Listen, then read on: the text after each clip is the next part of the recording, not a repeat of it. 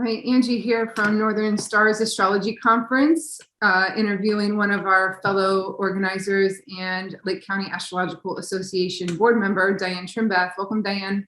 Hi, thank you for having me. Thanks for being here. We were just talking before we started recording about that Lake County Astrology has been in existence for what will be 50 years next year. So we're coming up on a milestone, and I guess I wondered a little bit about your background in astrology and what it was that gave you a little extra, or that initial push into understanding it. What was it that kicked it off? Well, it was my first experience with an astrological reading. I had never had one. It was back in 1996. And at the time, unfortunately, my sister had passed away. And I was going through that period of grief and mourning. And a friend says, "Oh, you have to see my astrologer." And I was just blown away by someone reading and telling me about my life by reading those little symbols on a piece of paper. And it was so clear and from a perspective that I don't normally look at my life from a big picture. And I was fascinated by it, and that it was a language that could be learned. And so I came home and looked in my area to find where I could learn more about astrology, because I wanted to learn, and I've been hooked ever since. And you said something in there, you connected in with other people, and that's what is important when you are learning astrology, is being able to converse with people who speak the same language. So this conference is bringing 3 organizations together: Halifax School of Astrology, Atlantic Professional Astrologers Association, and Lake County Astrological Association. And what is it that is so important when learning astrology to be able to have that community? Well, you speak the same language. It's a way of looking at life from a different perspective than the norm, than mainstream. And when you build a community of people of like mind who share the same ideology, it's really special. And by learning and taking classes and building the community, and that's what we do at LCAA and through the different classes, wherever you learn. It just the friendships you make are very special. I'll leave it at that. And so also you're going to be talking at the conference about the planet Uranus and being a great awakener. And that's something that it can be attributed, to learning astrology. It's like you get these aha moments, and just being a little bit of the non-conformity and going outside the box and learning something new. And so it kind of is the planet Uranus is usually prevalent in the charts of astrologers. And you're going to be talking about it more on the mundane world level of what Uranus is, the planet right now, what it's doing in the sky to create a lot of what we're seeing in the world. So what is it about that's happening with the planet? Well, I think this year, for sure, we are going to see great sweeping changes in not only our lives, but in our country or countries where we all live, because this is happening globally.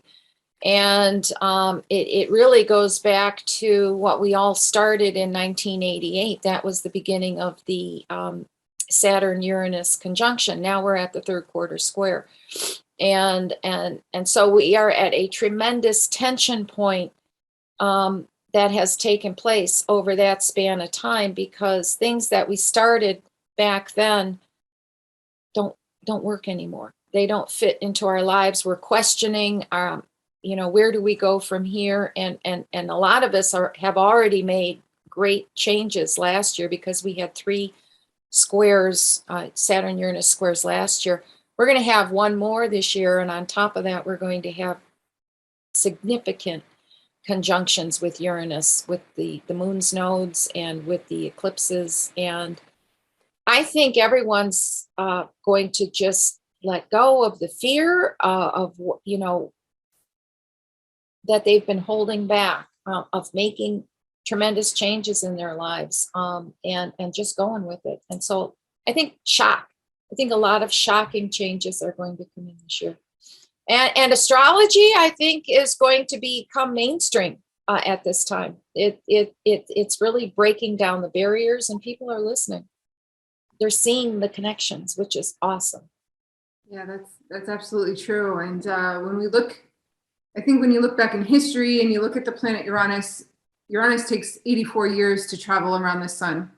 So we can go back 84 years, and Uranus was in the sign of Taurus at that time.